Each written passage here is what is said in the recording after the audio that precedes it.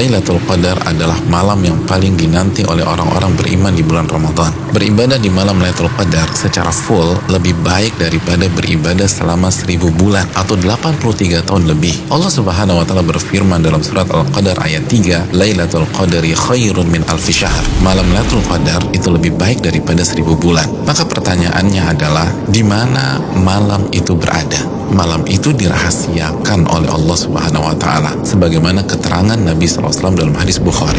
Namun Nabi SAW meminta kita mencari malam Lailatul Qadar di 10 malam terakhir di bulan Ramadan. Nabi SAW bersabda yang artinya, carilah malam Lailatul Qadar di 10 malam terakhir di bulan Ramadan. Hadis Bukhari Muslim. Dan lebih ditekankan di malam-malam ganjil dalam 10 malam terakhir di bulan Ramadan. Nabi bersabda SAW yang artinya, carilah Lailatul Qadar di malam-malam ganjil dalam 10 malam terakhir di bulan Ramadan. Hadis riwayat Imam Bukhari. Saudaraku yang semoga Allah muliakan, maka pertanyaan keduanya adalah bagaimana kita mencari dan mendapatkan Lailatul Qadar? Jawabannya dengan mengikuti apa yang Rasulullah SAW lakukan di 10 malam terakhir di bulan Ramadan.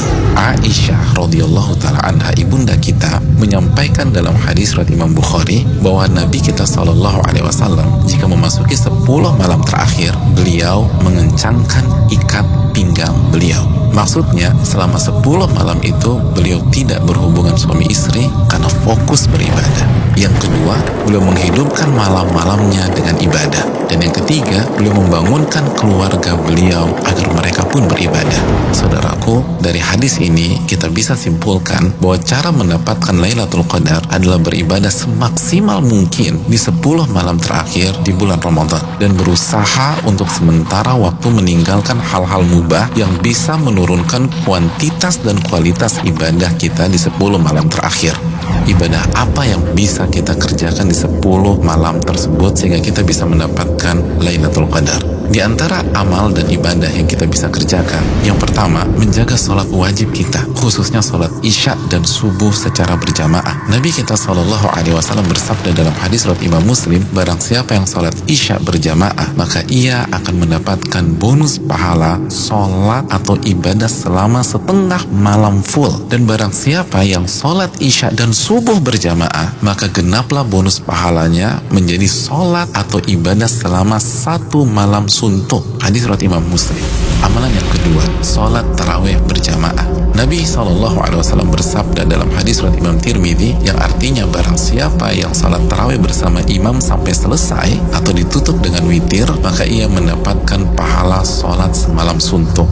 Amalan yang ketiga, memperbanyak membaca Al-Quran dan usahakan minimal 100 ayat dalam sebuah malam. Nabi SAW bersabda yang artinya barang siapa yang membaca 100 ayat Al-Quran di sebuah malam, maka ia mendapatkan bonus pahala seperti sholat atau ibadah semalam suntuk. Hadis ini disahihkan oleh Imam Albani dalam Sahih Jami.